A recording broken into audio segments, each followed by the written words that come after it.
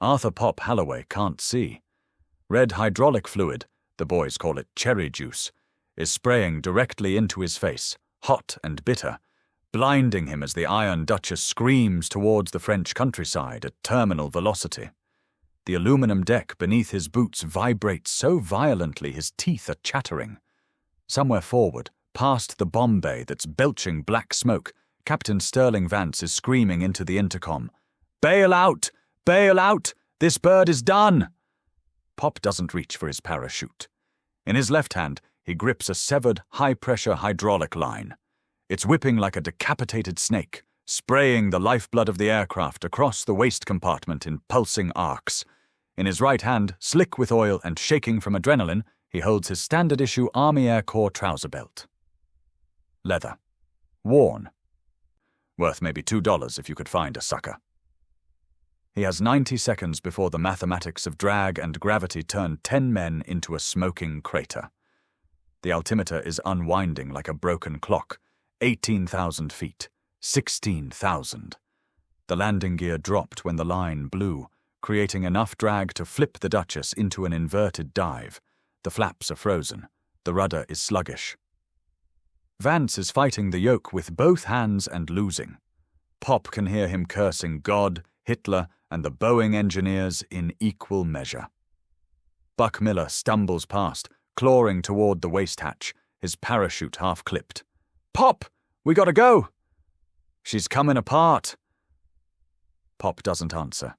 He's already wrapping the belt around the ruptured coupling, his fingers moving by muscle memory honed in 1,000 grease pits from Tulsa to Turin.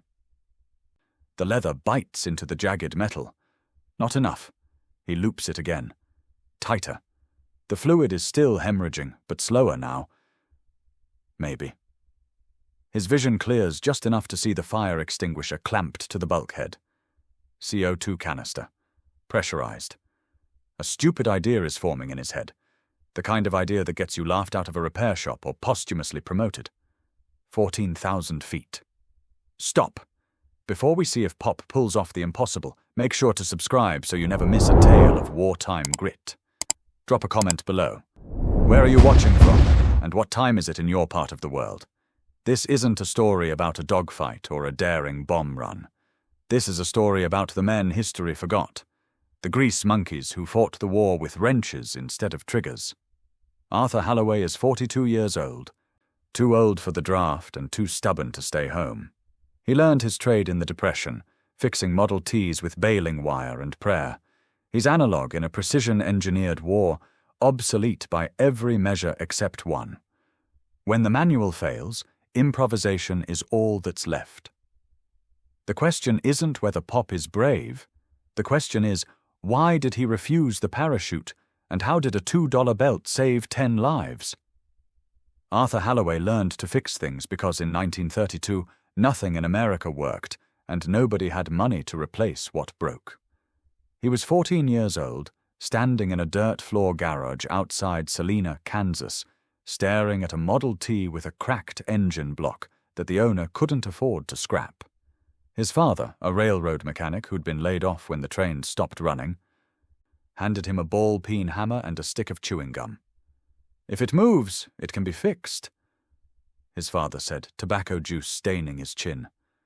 "If it doesn't move, make it." Pop made it move. He packed the crack with gum, wrapped it in baling wire, and sealed it with pine tar heated over a kerosene lamp. The engine ran for another 2 years. The farmer paid them in eggs and a sack of cornmeal. It was the best money Pop ever made. That philosophy became gospel.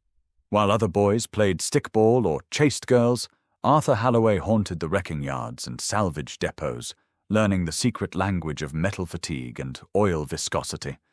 He could diagnose a failing bearing by the pitch of its whine. He could tell you if a carburetor was flooding just by smelling the exhaust. His hands were always black, his knuckles always split, and his pockets always full of spare washers and cotter pins he'd scavenged from the dead. By 16, he was the best mechanic in 3 counties. By 18, he was keeping the entire town's farm equipment alive with spit and ingenuity. Then came the day that defined him. August 1934. The wheat harvest. His younger brother Tommy was working the top of the old Hutchins grain silo when the support beams gave way. The entire structure, 12 tons of rotted wood and rusted metal, shifted 6 inches and jammed. Tommy was inside, buried to his chest in wheat, screaming as the grain pulled him down like quicksand. The fire brigade was 20 miles away. The nearest doctor was drunk. Every man in town stood around the base of the silo, calculating angles and shaking their heads. Pop didn't ask permission. He grabbed a tire jack from the Model T, a splintered plank from the fence line, and climbed. He wedged the plank against a crossbeam, positioned the jack, and started cranking. The silo groaned. The jack bent. The plank cracked. He kept cranking. Metal screamed, wood splintered, and the beam lifted. Half an inch. Enough. Tommy clawed his way out, coughing wheat dust and crying. The town called it a miracle. Pop called it physics. He climbed down, put the jack back in the trunk, and went home for supper without a word. His mother asked him how he knew it would work. "I didn't," Pop said, scrubbing the blood off his hands. But doing nothing was a guarantee. 20 years later, over-occupied France, he'd remember that answer. Arthur Halloway was 40 years old when the telegram came in December 1941, informing him that his draft classification was 4F. Too old. The army wanted boys who could run obstacle courses and bayonet straw dummies, not middle-aged men with bad knees and reading glasses. Pop read the telegram twice, folded it into his pocket, and walked 7 miles to the Army Air Corps recruiting station in Wichita. The recruiting sergeant looked him up and down like he was inspecting a used tractor. "You're aware this is the Air Corps, not the old folks' home?" "I'm aware," Pop said, "that you're losing bombers faster than you can build them, and that every B-17 needs a crew chief who knows the difference between a backfire and a thrown rod." The sergeant made him fill out the forms anyway, probably expecting him to wash out in the first week. He didn't. The mechanics' training program at Chanute Field, Illinois, was designed to break men.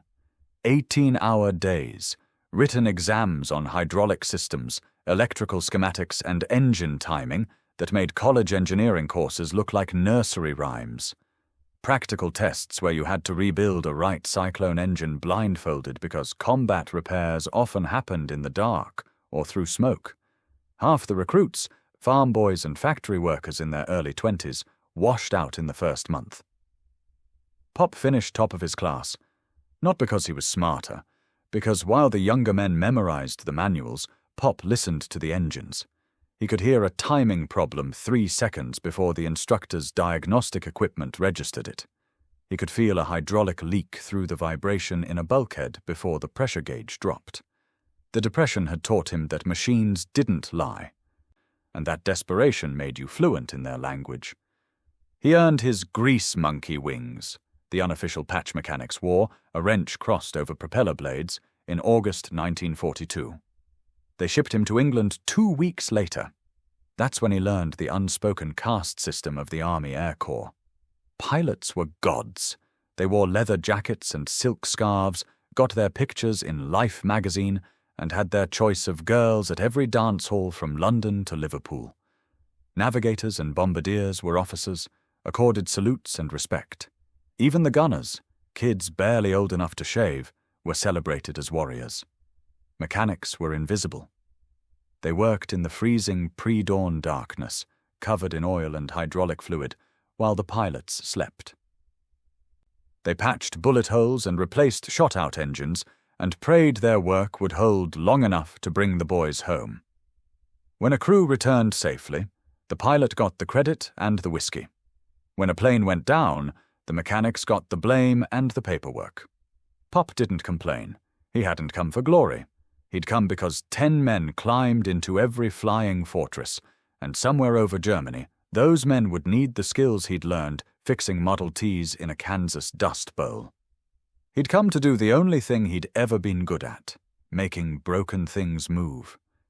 Captain Sterling Vance arrived at Thorpe Abbotts in the spring of 1943 with a brand-new leather jacket, a swagger borrowed from Hollywood, and the unshakable confidence of a man who'd never been wrong about anything that mattered. He was 23 years old, Yale-educated, and could recite the B-17 flight manual from memory like scripture. His crew loved him. The brass loved him. The ground crew learned to stay out of his way. Pop met him on a Tuesday, underneath the Iron Duchess, elbow deep in the No. 3 engine nacelle. Vance appeared at the wingtip, crisp and clean in his pressed uniform, and cleared his throat like a man addressing the help. "Sergeant Halloway, correct?" Pop didn't look up. "That's right. I'm told you're the best mechanic on this field. I'm told you're the best pilot." Pop twisted a wrench, felt the bolt catch, and grunted. "We'll see." Vance's jaw tightened, but he let it pass. "I want a full pre-flight inspection before every mission. By the book, every bolt torqued to spec, every fluid level checked against the manual. No shortcuts." Pop slid out from under the engine, wiping his hands on a rag that was more grease than fabric. He looked Vance up and down, the creased trousers, the polished boots, the face that had never seen a Kansas dust storm or a repossessed tractor. "Captain," Pop said evenly, "I've been keeping machines alive since before you could drive. I'll check everything that needs checking." "By the book, Sergeant. By what works." The friction was immediate and mutual. Vance trusted his instruments, the oil pressure gauge, the tachometer, the manifold pressure readings that the factory engineers had calibrated in controlled conditions with new parts and clean fuel. Pop trusted his ears, his nose, the way a propeller sounded when the blade pitch was off by half a degree, the smell of oil burning where it shouldn't. 2 weeks into their partnership, Pop heard it during engine run-up, a faint ticking in the No. 2 right cyclone, almost imperceptible beneath the roar. He shut it down and climbed onto the wing. Vance stormed out of the cockpit. "What the hell, Halloway? All my gauges are green." "Valves cracked," Pop said, already pulling the cowling. "You run her hot, she'll seize over the channel." "The manual says—" "The manual doesn't have ears." Vance's face flushed red. "I don't have time for superstition and old wives' tales. If the instruments say it's fine, it's fine." Pop found the crack 20 minutes later, a hairline fracture in the exhaust valve that would have failed catastrophically at altitude. He showed it to Vance without a word, then reinstalled the cowling and walked away. Vance never apologized. He also never questioned Pop's diagnostics again, though the tension between them hung in the air like engine smoke, unspoken, unresolved, and impossible to ignore. Pop didn't care if the captain respected him. Respect was a luxury, trust was a tool, and tools could be earned or worked around. That night, lying in his bunk while the younger mechanics played cards and told lies about girls back home, Pop made himself a quiet promise in the dark. "I'll keep you alive, Captain, whether you respect me or not, because that's the job, and I don't leave jobs half-finished." Outside, the Iron Duchess sat on the hardstand, her engines cold and silent, waiting for the morning and the war that never slept. The briefing room smelled like burnt coffee and fear. Captain Vance stood at the front beside a map of Germany with a red line drawn straight through the heart of it, ending at a black circle labeled Schweinfurt. The target was a ball-bearing factory that fed the entire Nazi war machine. "Destroy it," the brass said, "and you cut the tendons of the Third Reich." Pop sat in the back row, arms crossed, watching the faces of the crew as the intelligence officer laid out the bad news in clinical language. 600 miles round trip. No fighter escort past the German border. Expected flak, heavy and accurate.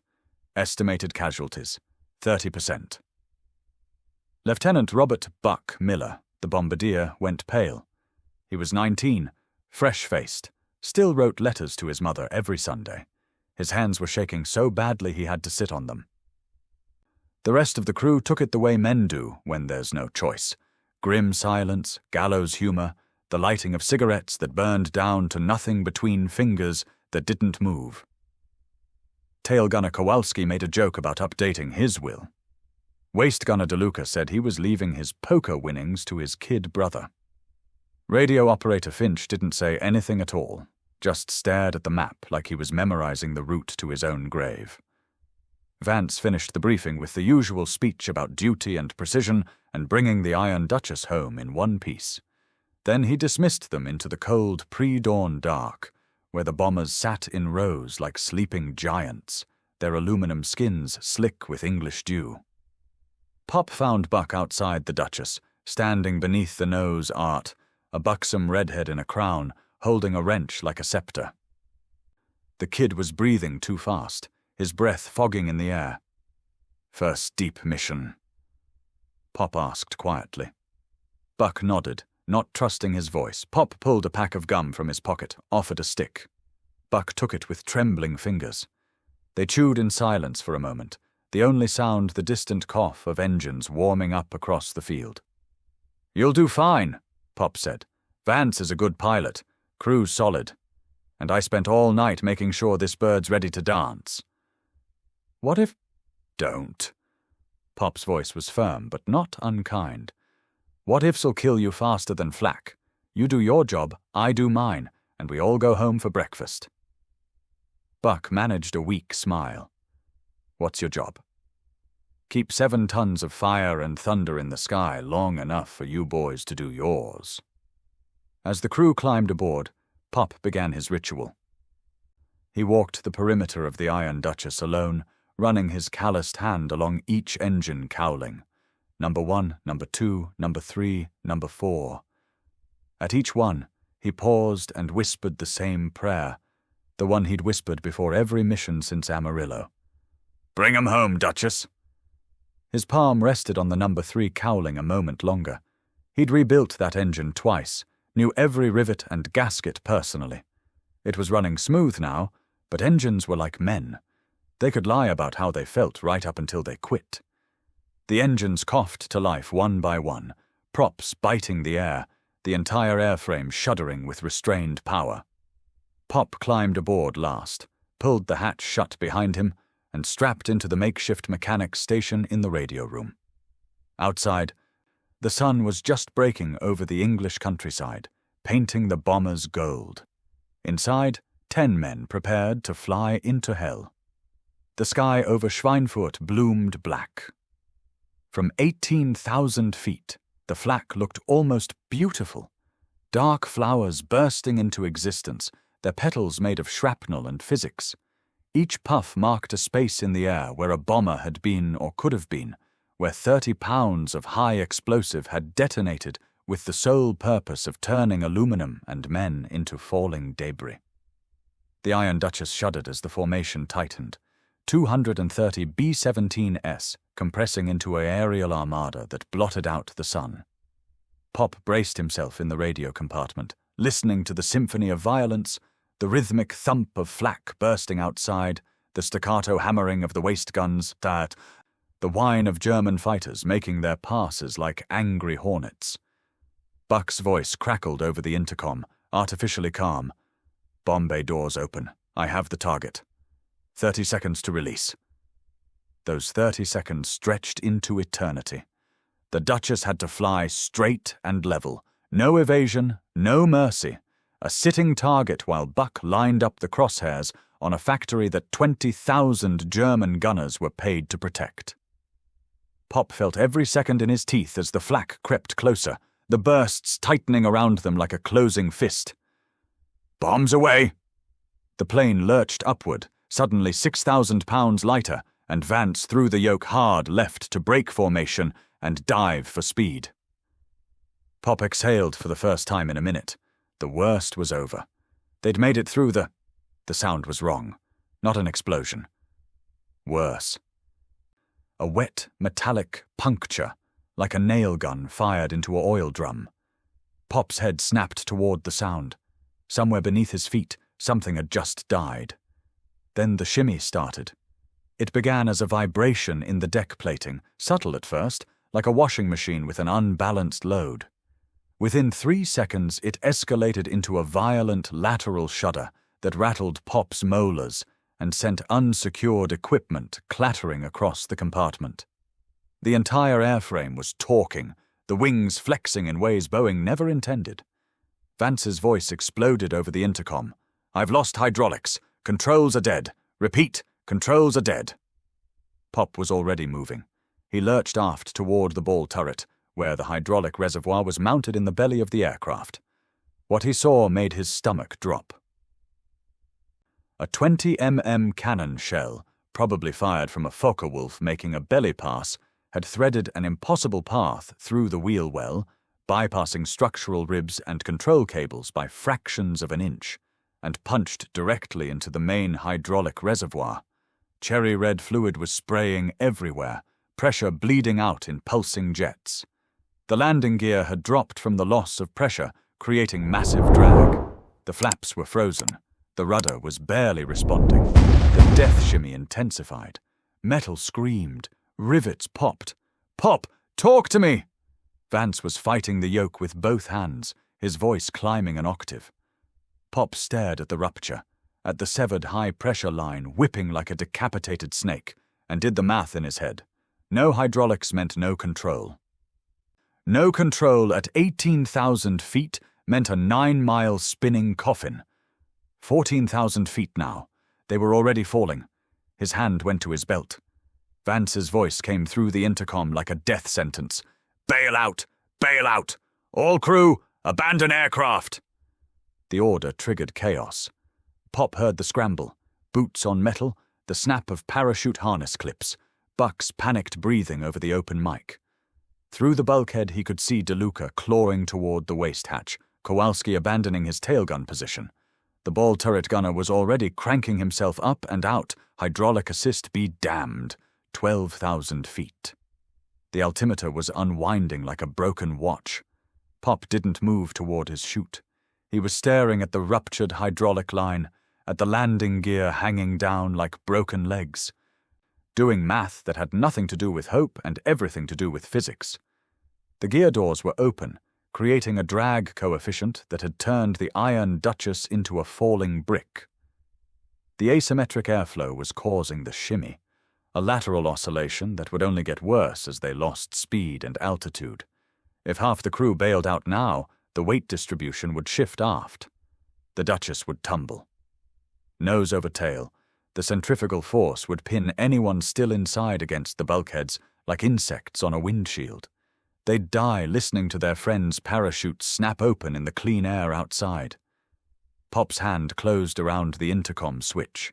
His voice cut through the screaming wind and panicked breathing. "Belay that order." Silence.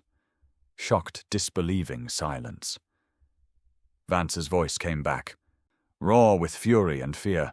"Holloway, I gave you a direct—" "If we jump, Captain, she tumbles. You know it, I know it. Anybody still clipping their chute when she goes inverted is dead."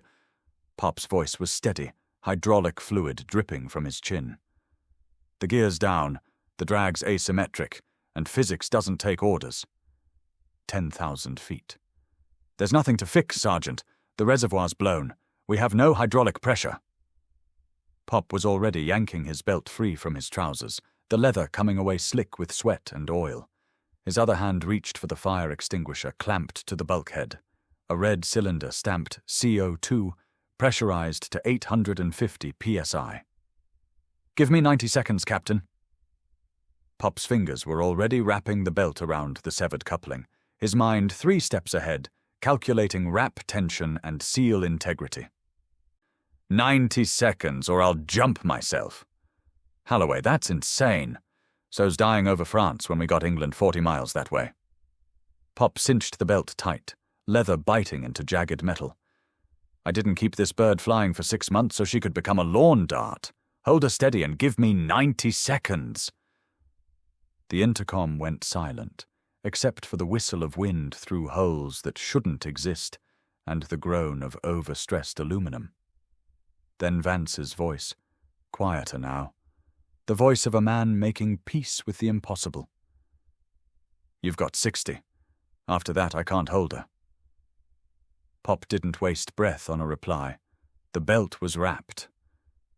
The fire extinguisher was in his hand, and somewhere in the back of his mind he heard his father's voice from a Kansas garage 2 decades gone. If it moves, it can be fixed. 8,000 feet. His hands moved fast. Wartime fact. Did you know B-17 mechanics often used chewing gum to plug fuel leaks? Engine oil, electrical tape, and even wooden pencils were jammed into bullet holes mid-flight to keep these fortresses in the air. Tell us in the comments, what's the craziest temporary fix you've ever used? 60 seconds. Pop's hands moved with the muscle memory of 30 years. No hesitation, no second-guessing. Just the practiced efficiency of a man who'd spent his life fixing things that shouldn't be fixable. The belt was already wrapped twice around the severed coupling, leather stretched taut across jagged metal edges that wanted to cut, wanted to fail. Not tight enough. He looped it again, pulling with everything he had, feeling the old leather creak in protest. His fingers were slick with hydraulic fluid and blood from a gash he didn't remember getting. Didn't matter. The belt held. For now. 50 seconds. The fire extinguisher felt heavy in his shaking hands. 20 pounds of compressed CO2 in a steel bottle that was never designed for what he was about to do. Pop wedged himself against the bulkhead for stability as the Duchess shuddered through another violent shimmy. 7,000 feet. He could see French farmland through the gaps in the fuselage, close enough to count the trees. He jammed the extinguisher's discharge nozzle directly against the belt-wrapped coupling and cracked the valve. The CO2 screamed out under 850 psi of pressure, flash-freezing everything it touched. Pop's hands went numb instantly. Ice crystals formed on the metal. The theory was simple, insane, and stolen from a half-remembered conversation in an Amarillo bar. If he could use the gas pressure to force residual hydraulic fluid back through the system, he might get enough pressure to unlock the control surfaces. 40 seconds. The cold burned. The extinguisher was emptying fast, white vapor billowing through the compartment, turning Pop into a ghost working in a fog bank. He couldn't see the pressure gauge from here, couldn't see anything except his own hands and the coupling and the bet he was making with physics. His father's voice, "Make it move! 30 seconds!" The extinguisher sputtered. Empty. Pop threw it aside and lunged forward to check the hydraulic pressure gauge mounted on the forward bulkhead. The needle sat at 0, mocking him. Then it twitched. 5 psi, 10, 15. "Pop!" Vance's voice over the intercom, strangled with disbelief. I've got pressure. Flaps responding. How the hell?" 20 seconds. Pop didn't answer. He was watching the belt, watching the leather darken as it absorbed hydraulic fluid, watching the whole impossible repair hold together through nothing but friction and spite. The CO2 had created just enough back pressure to prime the pump. The pump was circulating what little fluid remained in the lines. It wasn't full pressure. It wasn't even half. But it was enough. The shimmy smoothed out as Vance regained partial control. The yoke responded. The rudder bit air. The Iron Duchess stopped falling and started flying again, wounded but alive. 5,000 feet. 4,000. Level. Vance's voice came through the headset, quieter now. Almost reverent. That shouldn't be possible. Pop slumped against the bulkhead, hands trembling, watching the belt and prayer repair hold against forces that should have torn it apart. Cherry-red fluid was still seeping through the leather, but slowly. Now, a weep, not a hemorrhage. "Captain," Pop said, his voice raw. "Possible's got nothing to do with it. We didn't have time for impossible." The Iron Duchess crossed the French coast at 4,000 feet, half her normal altitude, limping like a drunk man trying to walk a straight line. Every mile was borrowed time. Every minute the belt held was a small miracle wrapped in leather and stubbornness. Pop sat on the deck beside his repair, one hand resting on the wrapped coupling like a doctor monitoring a patient's pulse. The belt was darkening, saturated with hydraulic fluid. stretching under the constant pressure. He could feel the vibration through the metal, could hear the slight wheeze in the system that said the pump was working too hard with too little fluid. But it was holding. The crew came back one by one to see it. DeLuca first, still wearing his parachute harness, staring at the belt like it was a religious artifact. He didn't say anything, just shook his head and returned to his gun position. Kowalski crossed himself. Finch took a photograph with a little brownie camera he'd smuggled aboard, though Pop doubted the image would come out in the dim, red emergency lighting. Buck appeared last, squeezing through the narrow passage from the bombardier's station. His face was still pale, but the jitters were gone, replaced by something else, the 1,000-yard stare of a man who'd just learned that survival and sense don't always overlap. He knelt beside Pop, staring at the repair in silence. The belt. The empty fire extinguisher rolling in the corner, the makeshift bypass that was keeping 10 men out of the channel. "Pop," Buck whispered, his voice nearly lost beneath the engine roar. "How'd you know it would work?" Pop didn't look at him. His eyes were fixed on the coupling, watching for the first sign of failure. A bubble in the leather, a shift in the seepage pattern, anything that said his time was up. "I didn't," Pop said quietly. Buck blinked. "You didn't?" "Nope." Pop shifted his weight, his back aching from bracing against the bulkhead. "Didn't know if the belt would hold the pressure. Didn't know if the CO2 would force enough fluid through the lines. Didn't know if Vance could fly her on partial hydraulics even if it worked." "Then why—" Pop finally looked at him, and Buck saw something in the old mechanic's eyes that he'd remember for the rest of his life. Not confidence, not bravery, just certainty. "Because doing nothing was a guarantee," Pop said. "Bail out, we die. Do nothing, we die. Try something stupid." He gestured at the belt, at the Duchess still flying when she had no right to. "Maybe we don't." The channel appeared below them, grey and cold and beautiful. England was a smudge on the horizon, growing larger with every painful mile. Vance's voice crackled over the intercom. "Steady now, professional. 10 minutes to Thorpe Abbott's. Pop!" "How's your magic trick holding?" Pop pressed his palm against the coupling one more time, feeling the heat, the pressure, the fragile equilibrium between catastrophic failure and home. "Ask me when the wheels touch down, Captain." The Duchess flew on, held together by rivets, hope, and a $2 belt that was worth more than its weight in gold. Below them, the channel slipped away. Ahead, the green fields of England waited. Almost home.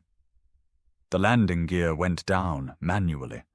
Buck and DeLuca cranking the emergency extension with a hand pump, while Pop held his breath and watched the belt.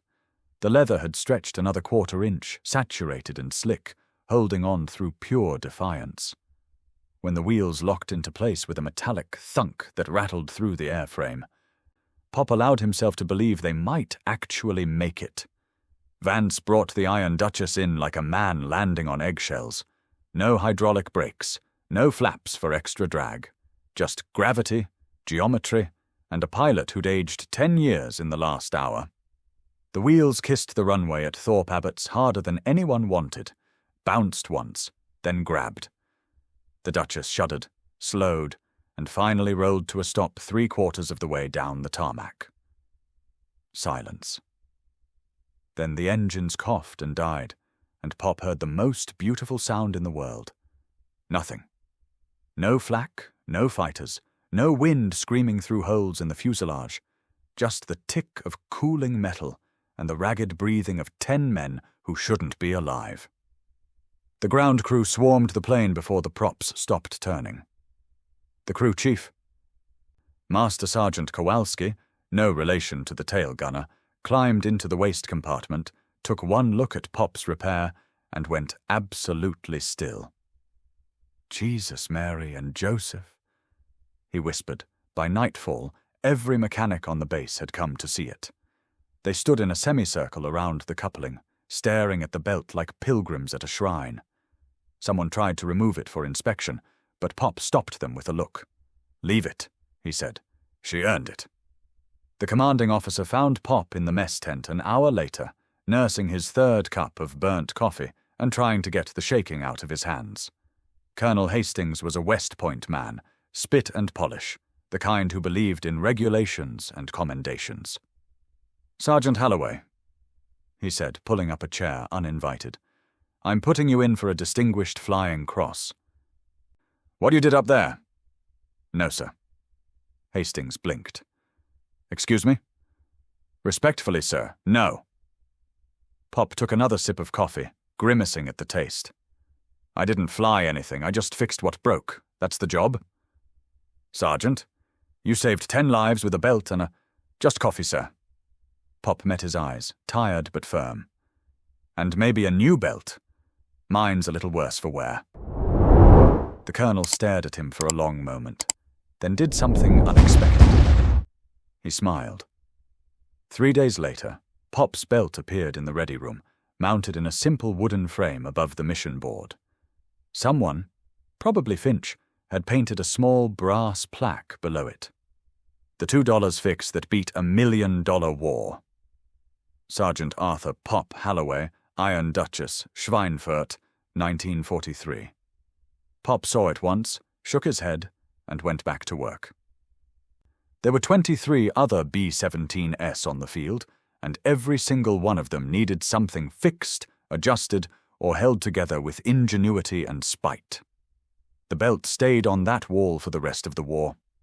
Pilots touched it for luck before missions. New mechanics were brought to see it during orientation, and every man who flew out of Thorpe Abbotts knew the story. The day a Kansas mechanic proved that history might be written by the pilots, but it's flown by the men with grease under their fingernails. History is written by the pilots, but it's flown by the men with grease under their fingernails. Subscribe for more untold stories of the grease monkey heroes of WSO2.